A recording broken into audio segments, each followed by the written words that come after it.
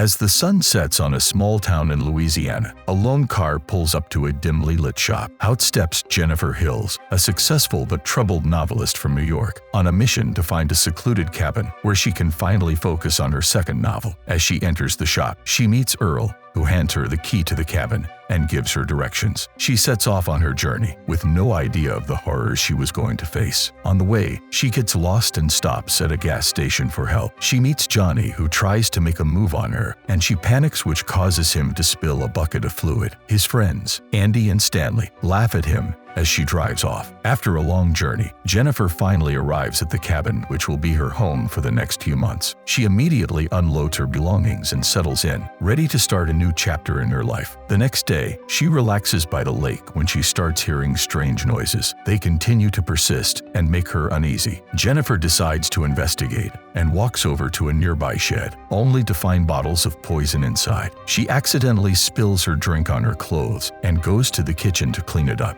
and we discover an unknown person secretly documenting her. The following day, while jogging in the woods, she stumbles upon an abandoned cabin but finds nothing of interest. Back home, she discovers her sink and toilet are clogged and is forced to call a plumber, Matthew, who has a stuttering speech due to an intellectual disability. After he fixes the problem in her bathroom, Jennifer gets giddy and gives Matthew an abrupt kiss. For a moment, the shy Matthew blushes and runs outside because of it. In the woods, Andy, Stanley, and Johnny hang out and kill birds for fun. The brutality is recorded by Stanley, who has a passion for documenting anything random. Not long after, Matthew shows up and tells the group he kissed Jennifer. Johnny doesn't believe him, but Stanley shows proof in a video of her in her underwear. As night falls, Jennifer starts hearing strange noises around the house and she's getting scared. She sees a dead bird outside her door, but doesn't find anything else. Inside, she sees her laptop with a group picture of the guys she met a few days ago. She looks at the picture in shock and realizes they're in the house. Johnny, Stanley, and Andy start teasing Jennifer, scaring her even more. Stanley calls Matthew and Johnny forces him inside to join their plan. As the leader, Johnny makes the group threaten Jennifer to drink something, but when she doesn't want to, Johnny gets angry and she has no choice but to do what he says. With a sinister grin, Johnny turns his attention to Jennifer, demanding she show him her teeth. He forces her closer, the barrel of his gun pressing against her lips in a twisted, sensual manner. Andy joins in, pressing a bottle of liquor against her mouth as Johnny forces Matthew to watch on in horror. But just as all hope seems lost, Jennifer finds a glimmer of courage.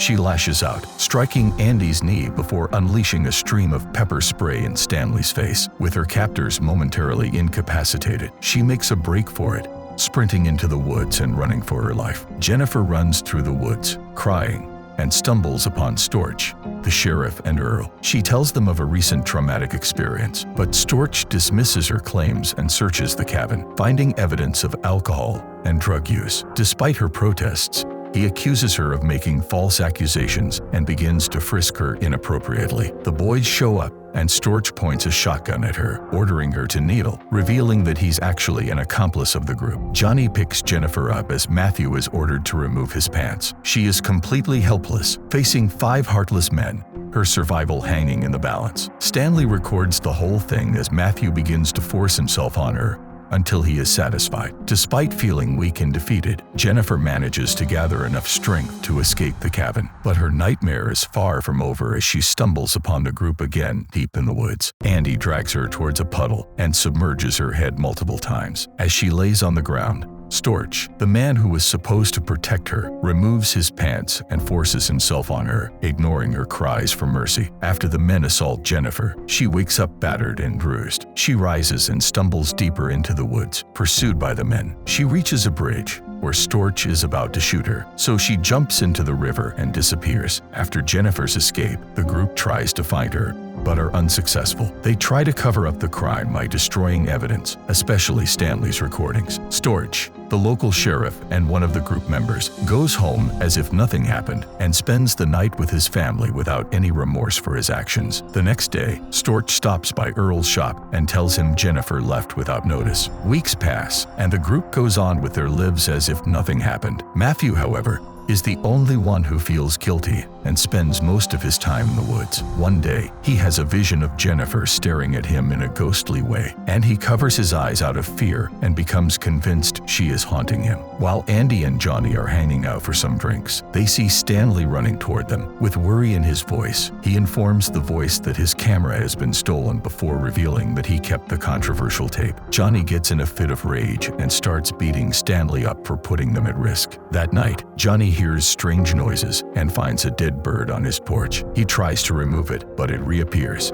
He hears the noise again, rushes outside, and finds Jennifer's slipper. He tries to chase the source, but fails. Meanwhile, Storch comes home to find a package has been delivered, and inside is one of Stanley's tapes. Filled with dread, he drives off to meet with the group, who are nervous to see him. He threatens Stanley, thinking he is playing a prank on him. To defend his friend, Johnny shows the slipper, suspecting that Matthew is responsible for everything. On a hunting trip, Storch takes Earl out with him and kills him, thinking he's a loose end to the crime because he saw Storch accompanying Jennifer back to the cabin. Matthew returns to the cabin, where he hears Jennifer's voice calling out to him. He falls down the stairs and passes out. When he wakes up, he sees Jennifer sitting on the couch, alive and well. She invites him to sit beside her, and he repeatedly apologizes for what he did to her. Matthew clings to her, while sobbing as guilt overtakes him. Jennifer comforts and calms him down, but later puts a noose tight around his neck. Matthew continuously says sorry despite gasping for air, but Jennifer replies that an apology is not good enough. The group searches for Matthew in the woods after new evidence surfaces. Andy and Stanley find an abandoned cabin and split up to search. Stanley encounters Jennifer, who smirks and sets a bear trap. He calls for Andy, but both of them end up getting hit with a bat and fall unconscious at Jennifer's mercy. As Jennifer ties Stanley to a tree, she sets up his own camera to record his torment. She shoves a dead rodent into his mouth, eliciting a visceral reaction of disgust and nausea. With fish hooks, she keeps his eyes open as she proceeds to gut a fish and spread its insides all over his face. The smell of the fish entices a horde of crows who begin to peck at Stanley's eyes with brutal ferocity. His screams echo through the woods as his eyes are devoured, and he bleeds to death. Meanwhile, Andy wakes up inside the cabin, bound to a bathtub. The water continues to rise as Jennifer enters to check on him. He pleads with her to let him go, but she is set on inflicting the same torture that she suffered. She repeatedly submerges his head underwater and adds lye before removing one of the planks. Andy struggles to hold on, but his body gives in and falls into the water. The lye burns his face as he succumbs to a painful death. Next day, Jennifer stops by the gas station where Johnny works. She plays the seductress, wearing a short skirt and flirting with him. The moment he comes close,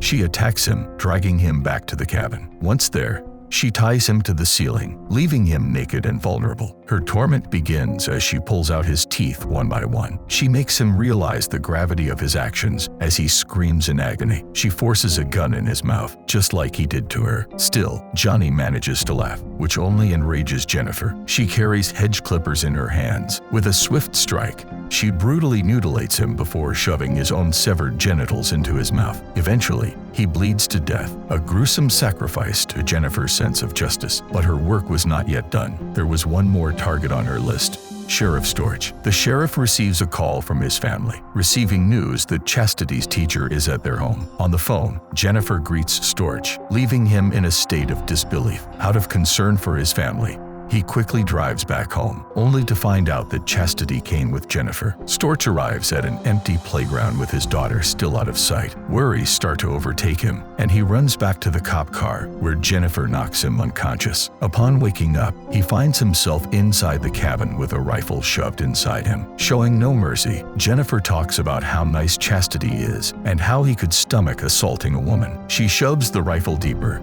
causing unimaginable pain to the sheriff. Across the room, Jennifer reveals that Matthew is alive but unconscious. A string attached to the trigger is tied around Matthew's wrist, which will kill both men if he moves. At this point, Storch desperately begs for his life, but Jennifer completely ignores him. Unbothered by his cries, Jennifer walks out of the cabin, patiently waiting for the situation to take its turn. Matthew eventually wakes up, urging Storch to calm him down. However, Matthew's mental incapacity causes him to panic and unknowingly pull the trigger, ending their lives. Outside, Jennifer realizes that she has gotten her revenge, and she celebrates with a faint smile. The film ends as Jennifer relishes in how bravely she converted her pain into power.